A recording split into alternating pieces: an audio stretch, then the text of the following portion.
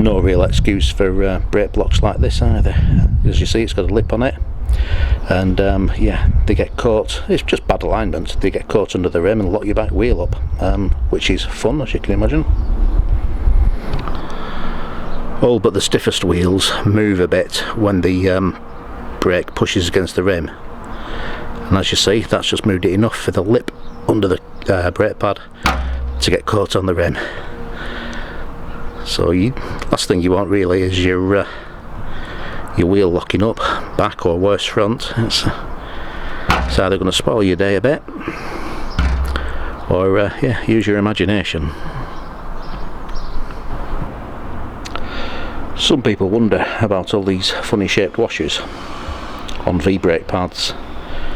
As you can see on here, hopefully if that focuses, you have basically a cup and a cone arrangement which move within each other to a certain degree.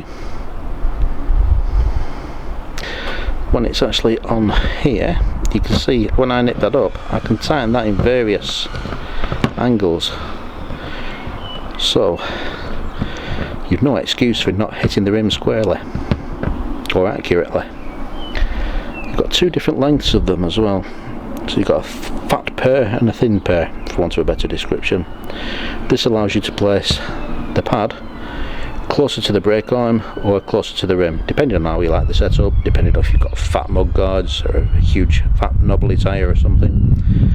I prefer them basically this way round, so that they're quite close to the brake arm. The brake arms come close together. You've got less free play in the cable for the brake cable. Now these are directional and sided. You can see they actually follow the diameter of the rim. Front edge, the leading edge, is shorter than the trailing edge. This actually gives better performance for reasons of physics that I'm not going to go into, partly because I don't know the words to explain them. And yeah, let's get them fitted. Hopefully you can see what I'm doing.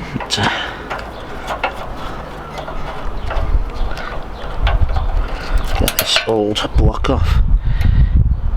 Yeah, hopefully you can see the state of that. Very worn.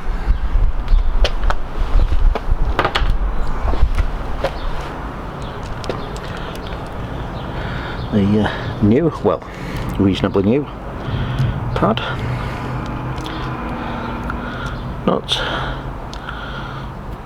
first pair of washers, second pair of washers. Get inside there. Oops. As you see, the frame tube gets in the way. I'll just get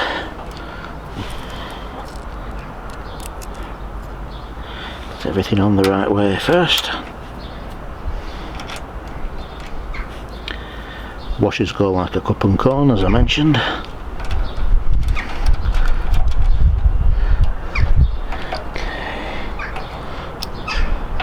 It's just a case of adjusting without pressing too much on the rim. You don't want it to move out of the way and get it in the wrong place, so that it's hitting the rim reasonably square on.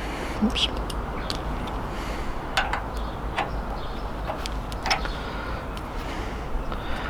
And just try and get that lined up.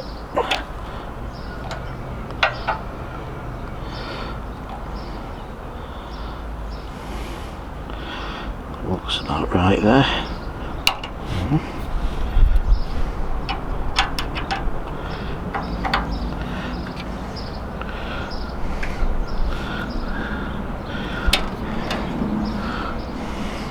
You'll probably have to move them a couple of times while you're setting up. Once you've got the cable in, you'll know exactly where they're going when they're both squeezing against the rim.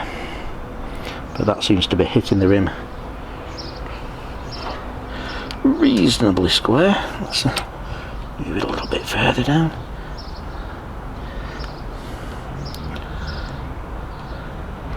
Some people like the front edge of the pad to be hitting the rim fractionally before the rear edge. Again, for reasons of physics. Nip that up. I'll adjust that a bit later when I've got the other one in.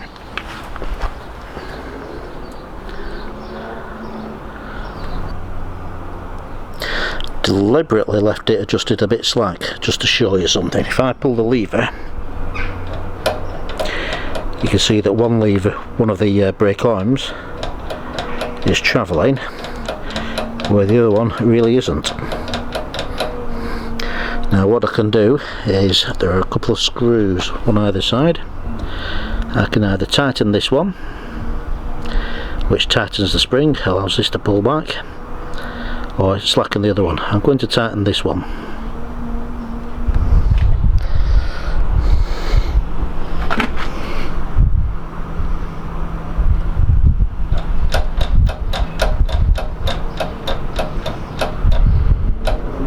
That's a lot better now. Maybe not perfect, but a lot better than it was.